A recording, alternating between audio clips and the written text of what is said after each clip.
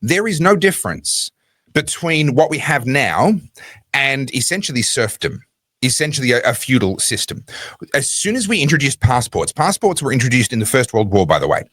Before that, they really didn't exist. People simply showed up and said, well, this is my name and what have you. You can go through the records in New York when immigrants were arriving into America during that era where they had this huge wave of immigrants. It's just this book where people are giving their names, etc. Passports were invented as a temporary measure during World War I to protect against enemy agents coming into the country, right? That was the argument. It's for your safety. It's to stop terrorism, or in this case, to stop the enemy, to stop the war. And of course, there is nothing so permanent as a temporary government program. But because we have all of this welfare, now we have to have essentially a serf-based system where you belong to the country that you were born in. They kind of own you. And other countries are going to decide, are you allowed to come onto our turf or not? Now, I view that as one of the worst human rights violations. It is borderline to human trafficking, this kind of restricting of people's movements. But I know that I'm very much alone on that. There's a lot of people that view that really, really differently, and that's okay. But let me come back to this issue of the welfare and the incentives. If there was no perverse incentive, if it was a case of, yeah, you're welcome to come here, but you better fucking work a job.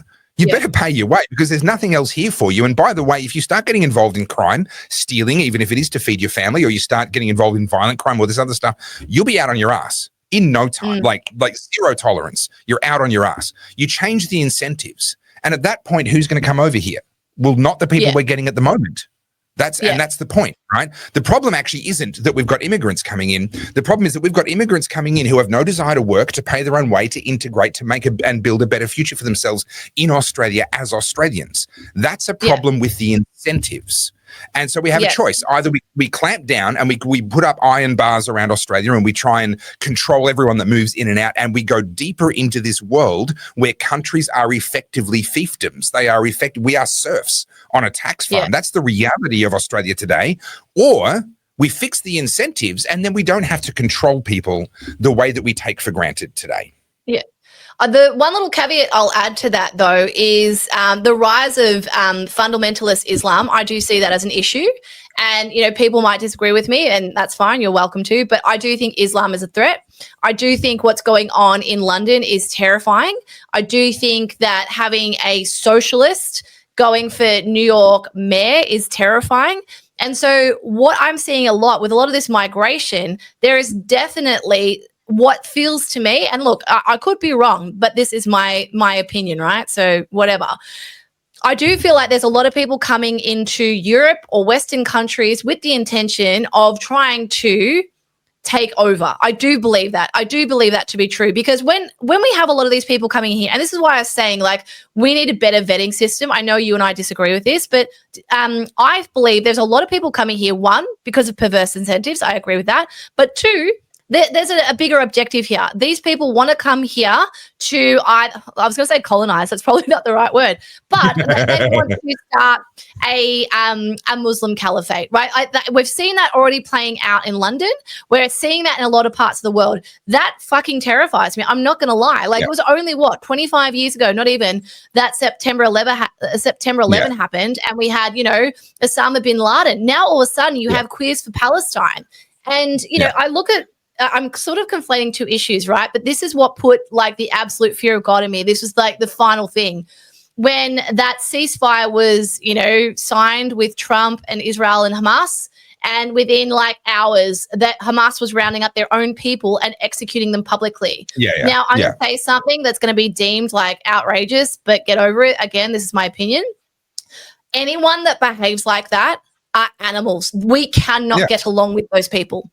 We cannot get along with those people. And from what I understand, we've got, 2,000, 3,000 Gazas who are coming to Australia. And I say no, absolutely fuck no.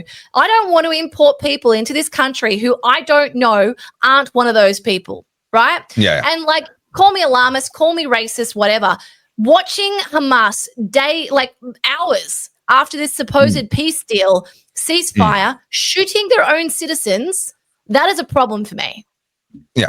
Okay. But if we didn't pay their airfares and come and pluck them out of whatever refugee camps they'd got to, pay their airfares, bring them over here, give them a place to live, give them, welfare and what have you, and refugee status, they wouldn't be here. right? This isn't a case of, oh no, our border control has failed. This is a case of our government went out there looking for them, found them, and gave them everything and brought them over here. So Which is to wrong. me, it's like, well, no, it is absolutely wrong. And this is the perverse incentives issue. And this is, our government is actively doing that. And I'm saying all of that needs to stop. All of that needs to stop. Yeah. If someone wants to come here, they come here on their own dime. They come here responsible for themselves. And if they get themselves into trouble, they're out on their ass very, very quickly. And if we simply did that, like you're dead right about the Muslim mass migration of Muslims. We see that through Europe. We see that in London. That was mentioned here in this comment. We'll bring that up again. That was mentioned here. This is not an incorrect observation, but understand, if these people didn't think that they were going to get welfare and all kinds of cushy stuff and be able to live their life and get away with all kinds of heinous crimes, which we also know they did in London, then they wouldn't have come in the first place. And if they did come and they'd been held accountable to our laws, they would have been out on their ear in no time and word would have spread. So we've created this problem. We've created these rivers of people. If they knew that there was nothing here for them except for blood, sweat, tears, hard work, pay your own way, learn the language, fit in, and don't get into trouble. If that's what they knew was waiting for them here, a lot more of them would go, you know what, I'm pretty good where I am right now. The problem is we have created a belief worldwide, and frankly, an accurate belief worldwide, that we are an easy target. You come here, and once you're in, all your problems are sorted and you don't even have to work for it. Imagine if the multiple wives of Muslim men couldn't get welfare. Imagine if all that welfare money, if all that easy money was gone, how many of them would have come? How many of them would still be here if all of that easy money was gone? So when we fix the incentives, the people we don't want, the vast majority are going to, the trash will take itself out. The people that actually are going to come here and work can, and this is my issue, is that if we just create, Fortress Australia and build iron bars around our country, not only are we still stuck with the people who are the actual problem, i.e., the Albaneses and the Gillards and the Turnbulls and so forth, but we're keeping out a bunch of people that actually genuinely have made Australia what it is. And I don't say that as a platitude. People call me a cuck and all kinds of things. Oh, you won't stand up for white Australia. I stand up for human beings. I'm a part of the human race first and foremost. And anyone that is actually going to come and pay their own way, and give it a proper go and give each other a fair go and act in a spirit of mateship is a damn sight more Australian than Anthony Albanese is, in my opinion, than Kevin Rudd and Daniel Andrews are, in my opinion. I don't care what color their skin is or what their name is. That's not a cuck behavior. That's a recognition that the human race is actually its own thing. Right? Now, are there humans that are a problem? Yes. So let's stop incentivizing them. Let's stop rewarding them. Let's hold them accountable when they screw up, and they usually do pretty quickly. And if we do those things, the trash takes itself out and the good people get to stay. Yeah, no, I agree with that. And I think the issue we see is twofold, right? Like, you can be conspiratorial and say this is all something coming down from WEF, it's a globalist agenda. But I think a lot of this too falls on the back of regular Joe Schmoes who have a bleeding heart. And Aussies are that to a T. Oh, it's terrible. We should take them in. We should help them. Like, even the ISIS bride story, like that riled me up like nothing else. These people are genuine monsters. They don't deserve to be on our shores. You abandoned us for a caliphate. And now that didn't work out, you want to come back to Australia? Absolutely not. But then we've got people like, sorry, go. How about we start with this? We will take as many Gazan refugees as Egypt has taken. Let's just do that. Egypt is their next door neighbor. It's their next door neighbor. They know them well.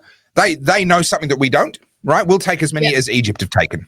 So normally on a podcast like this, when you've got two people, one of them is the brains of the operation and the other one's the eye candy. In this case, I have to be both, which is, oi, excuse me, this one's, Carly, this one's about me. I have to be both. It's actually about me. Seriously, I have to be both, which means I need lots of coffee, lots of caffeine. So you can help me to get lots of caffeine by scanning that little QR code there so that I can just carry this podcast on my... And subscribe because I'm ridiculously good looking. Seriously, Carly? Can you not? Wow. She's such a center of attention, isn't she? Like, comment, subscribe, all that stuff. Bye.